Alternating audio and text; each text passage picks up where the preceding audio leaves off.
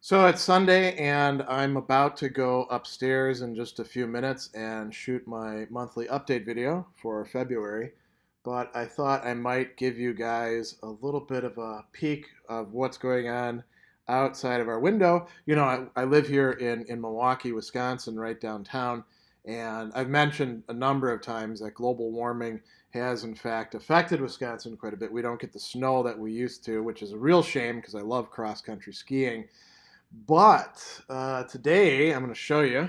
We have a nice snowstorm going on. You can see, people plowing up on top of the uh, parking structure across the way from us, and we actually have enough snow. This is pretty rare that the streets are kind of full of snow.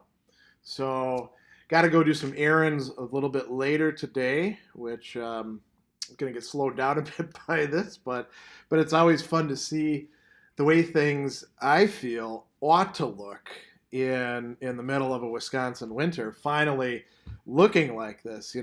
I think we've had only a few days of real solid snow so far. So I just thought I'd share that with you, all of my Patreon supporters.